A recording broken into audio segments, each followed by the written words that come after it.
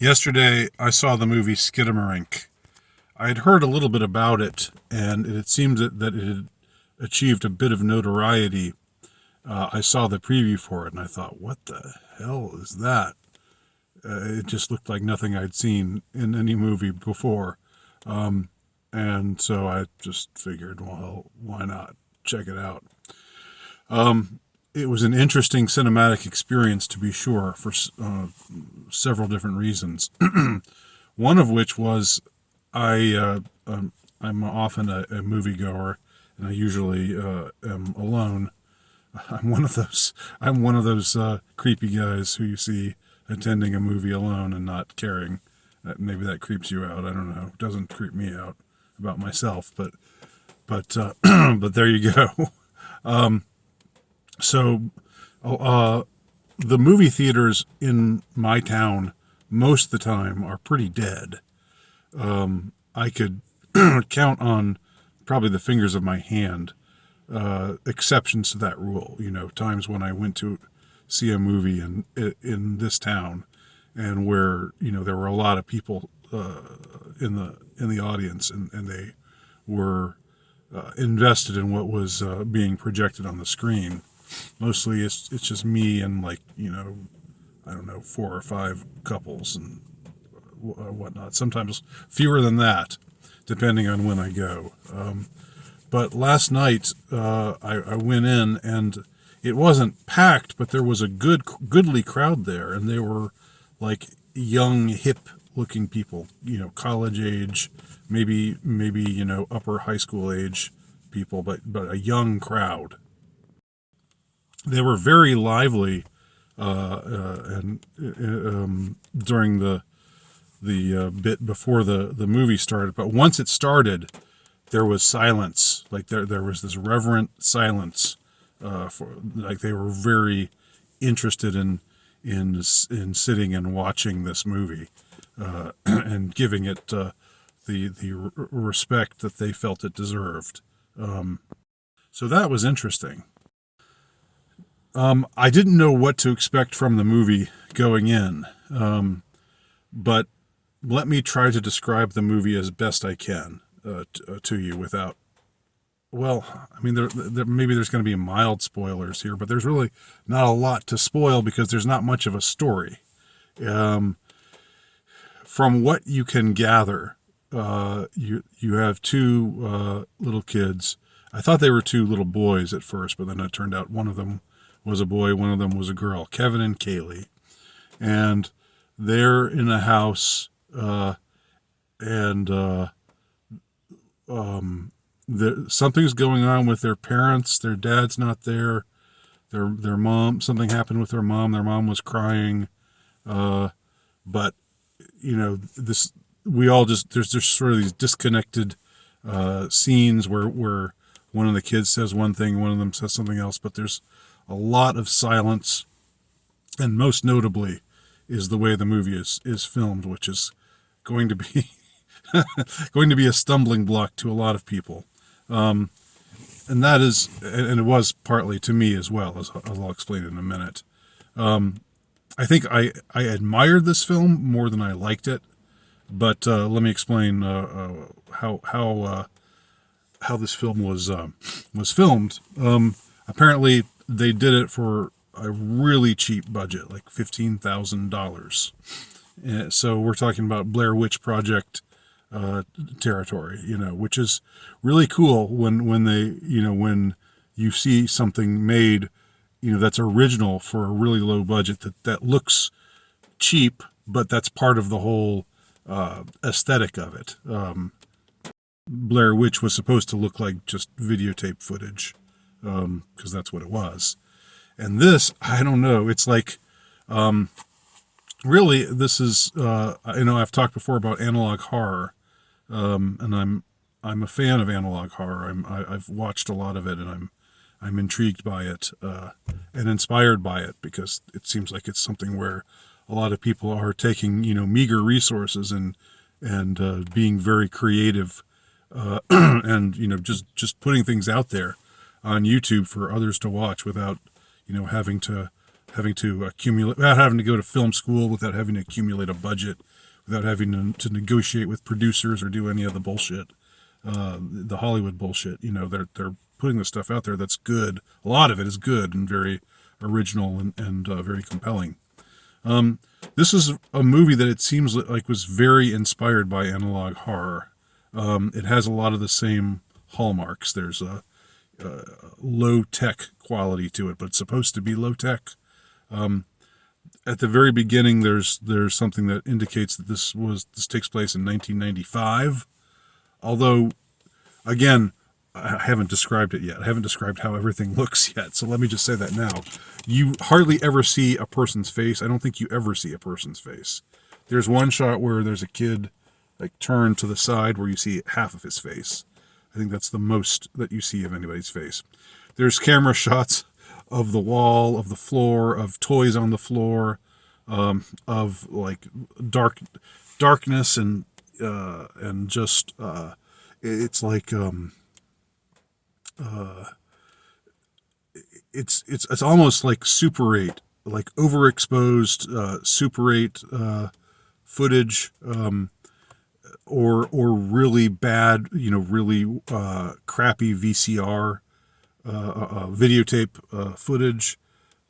I'm not sure what technique was used to film this movie, but that's what it looks like, which is similar to the look of a lot of analog horror, where they have just these kinds of shots of dark objects or houses or trees in the woods, and it's very, very simple and very sparse. However, most analog horror is short. They're short features. Like I think it's rare to see an analog horror segment that's longer than like 10 minutes. I know there are some analog horror like the Mandela Catalog and a few of the other ones, the Monument Mythos, where they have like a series of videos that are in the same world and sort of world building, and they connect with one another. And there are others that are just more often than not, it's just sort of one-offs. You see something spooky happen through, and it's conveyed to us through technology that is not up to date, and it's often set in the 80s or the 90s, in the pre-digital era. This movie, Skinamarink, seems to be very much inspired by analog horror. And in fact, it might be called an analog horror movie in and of itself. However, this movie is an hour and 40 minutes long. That is a long time to just be staring at pictures of shots of the carpet, shots of the ceiling, occasionally shots of people's feet, everything very ill lit, and things never really being clear, what's going on. There, something spooky is being, there's a spooky, creepy, scary kind of atmosphere that's accumulating and building, but you never really know what the hell is what the hell is exactly going on. What seems to be the plot, what there is of a plot, is these two children are left alone in the house because their parents are either taken away by this evil spirit or they disappear. But then in one scene they see their mother, and she says something is here. And then later on we hear this voice, this scary voice of this monster, this demon, this ghost, whatever it is, who seems to be controlling everything. And these kids are totally at his peril, which is definitely a scary idea, a notion for a film. But the aesthetic of it is what's going to alienate a lot of people, and that's okay. I'm not against having an extreme aesthetic. I like I said, I kind of admire it. It's definitely audacious. But at the same time, I don't know if I would want to see this movie again. And I wouldn't say that it comes to any kind of satisfying conclusion. The best analog horror, kind of lulls you at first with this sort of this sort of sickeningly sweet music, and things seem to be okay, and then suddenly it gets silent, and then something really scary is introduced, and then you get knocked on the nose by something that's just really unfathomably frightening and evil. And there are moments like that in this movie, but I don't think it doesn't really cohere ultimately. We don't, I've sort of given away everything in what I've said, and I haven't really said very much because there's not very much to say plot wise. This film is mostly about building this atmosphere. I think, I like atmospheric features. I think it's interesting to use silence or to use disconnected shots or unexpected angles or whatever to create confusion, to create tension, to build up suspense, and all of that is really interesting. But I can't quite give this movie a thumbs up, just because it doesn't.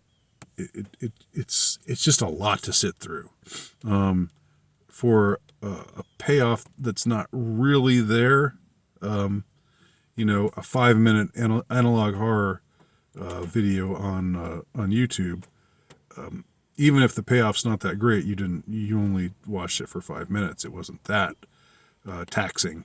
I think an hour and 40 minutes is too long of a running time. They could have made this a lot shorter. It seems to me a lot of fat that could have been trimmed, and I don't know what to say.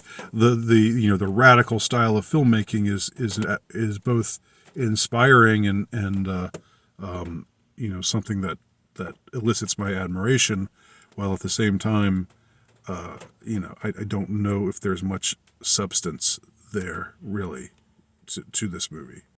By the time it was over, this audience that was young and hip and tuned in and seemed like they were there for the experience of watching this movie. It wasn't just a, hey, what do you want to do on our date tonight? Hey, there's this movie called Skinamarink. What's that about? I don't know, but let's go.